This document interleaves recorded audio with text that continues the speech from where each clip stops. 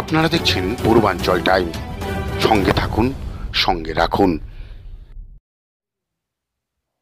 আজ কল্যাণী রথতলা সংলগ্ন এলাকায় SM. Das art and cultural ট্রাস্টের উদ্যোগে আয়োজিত হলো একটি অনুষ্ঠান।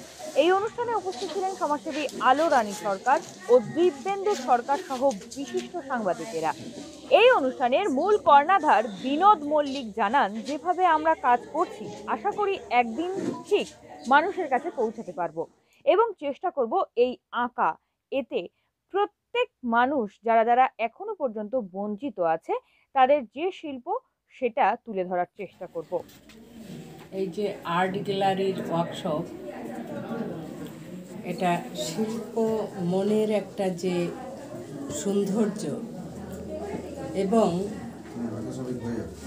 এই শিল্প দিয়ে যে সমাজের উপর একটা প্রভাব পড়া, এবং শুধু প্রভাব কি আমি বলবো একটা ইকোনমিক দিকেরও এদিক নজির আছে।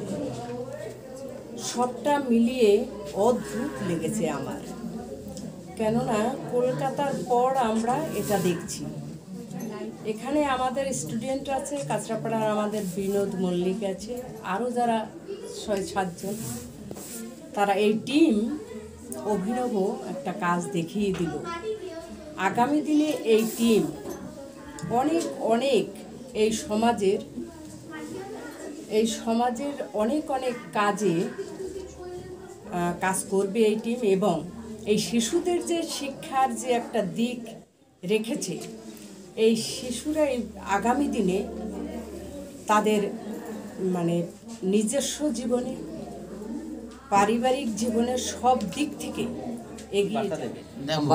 প্রথম বলি যে খুব ভালো উদ্যোগ, এবং এর সাথে সাথে আরেকটা জিনিস লক্ষ্য রাখতে হবে, অনেক গরিব ছেলেমেয়ে আছে যারা আঁকা শেখার মনের ইচ্ছা থাকে কিন্তু তারা সেই উপায় থাকে না, তো তাদেরও যাতে এইখানে নিয়ে এসে শেখানোর ব্যবস্থা করা হয়, এটা আমি দায়িত্ব নিয়ে বললাম যে আমার তরফ থেকে পূর্ণ সমর্থন পাবে, এবং যা যা সাহায্য লাগে সেগুলো আমি করব, এবং সরকারি তরফে যা যা সাহায্য লাগে সেটা আমি ইমিডিয়েট আলোচনা করে আমি দেখছি যে এদের কিভাবে সাহায্য করানো যায়।